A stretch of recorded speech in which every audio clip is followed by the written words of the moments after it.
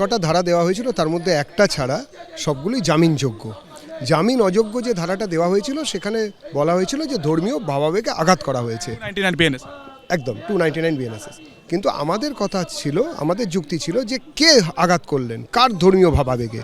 প্রথম কথা হচ্ছে একটা গীতা পাঠের মতন অনুষ্ঠান যেখানে কিনা অ্যাকিউজড পার্সন যারা তারা সেই অনুষ্ঠানে অংশগ্রহণ করছিলেন, তারা ভেজ প্যাটিস বলে যে প্যাটিস কিনতে গেলেন, বিক্রেতা তাদের ভেজ প্যাটিস বলেই বিক্রি করলেন। প্যাটিস ভাঙার পরে দেখা গেল সেটা চিকেন প্যাটিস। আমি একটা কথা বলতে চাই, তাহলে ধর্মীয় বিশ্বাসে কে কার আঘাত করলেন, যারা তাহলে একটা মিস অ্যাপ্রোপ্রিয়েশন হলো। আমি ভেজ বলে নন ভেজ বা চিকেন বিক্রি করলাম, এবং এটা কীরকম ধরনের কথা হলো। একই সঙ্গে কলকাতায় যারা থাকেন, যারা দিনের পর দিন নাকি কলকাতারই বাসিন্দা, কলকাতার গড়ের মাঠে তারা প্যাটিস বিক্রি করেন, তারা জানেন না যে তাদের প্রতিবেশী হিন্দুরা তারা অন্তত গীতা পাঠের আসরে চিকেনকে গীতা পাঠ করতে ওঠেন না।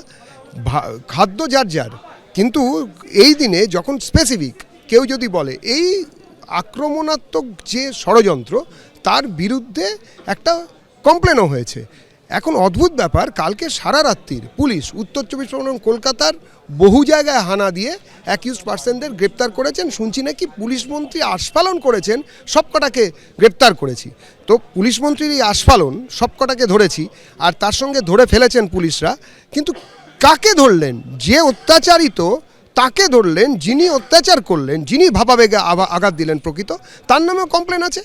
একদিকে প্রশাসনিক অতি নিষ্ক্রিয়তা, তাকে এদের না ধরাতে, যাদের নাম, যে দুজনের নাম আপনারা বললেন, অন্যদিকে প্রশাসনিক অতি সক্রিয়তা, এটা একদমই ঠিক নয়। পুলিশের অন্তত নিরপেক্ষ হওয়া উচিত, রাজনৈতিক দল যাই হোক, প্রথমত। দ্বিতীয়ত, আজকে যাদের ধরা হয়েছে তাদের মধ্যে একজনের পা নেই। আপনারা ভিডিওটাও আপনারা বারবার দেখেছেন যে তার ধর্মীয় ভাবাবেগে আঘাত লেগেছে।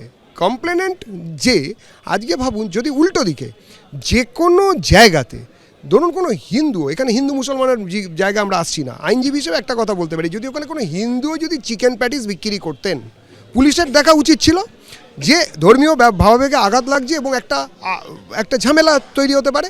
পুলিশ কোনো কিছুই করেনি। আপনারা কি জামিনের আবেদন করেছেন? জামিনের আবেদন করেছিলাম, কোর্ট জামিন দিয়েছেন।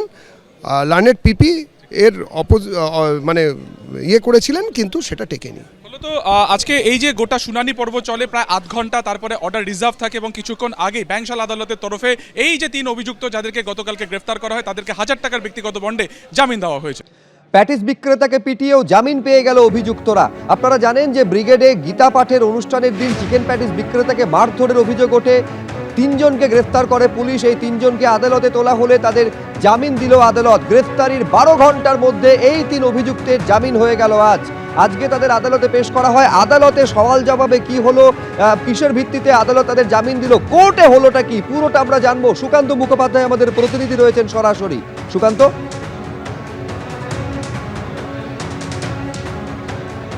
দেখো, গ্রেফতারের 12 ঘন্টার মধ্যে চিকেন প্যাটিস বিক্রেতাকে যে মারধর করা হয়েছিল সেই অভিযোগে ময়দান থানার তরফে যে 3 জনকে গ্রেফতার করা হয়েছিল, গোবরডাঙ্গা, অন্যদিকে অশোকনগর এবং উত্তরপাড়া থেকে, এদের যারা অভিযুক্ত যারা হিসেবে ছিল, যাদেরকে মোবাইল ফোনে যে ফুটেজের মাধ্যমে এদেরকে আইডেন্টিফাই করা হয়েছিল, পুলিশ সূত্রে যেটা জানা যাচ্ছে যে সৌমিক গোলদার যাকে গ্রেফতার করা হয়, সেই সূত্র ধরে তরুণ ভট্টাচার্য এবং স্বর্ণেন্দু সরকারকে গ্রেফতার করা হয়। এই 3 জনকে কিছুক্ষণ আগেই ব্যাংশাল আদালতের তরফে 1000 টাকার ব্যক্তিগত বন্ডে তাদেরকে জামিন দেওয়া হয়েছে। যদিও পুলিশের তরফে কিন্তু 14 দিনের ফুল টার্ম তাদের পুলিশ হেফাজত চাওয়া হয়েছিল। পুলিশের যুক্তি ছিল যে এই 3 জনকে জিজ্ঞাসাবাদ করে আরও যারা ঘটনার সাথে যুক্ত রয়েছে কি তাদের পরিকল্পনা ছিল সেটা জানা জরুরি। এবিপি আনন্দ, এগিয়ে থাকে, এগিয়ে রাখে।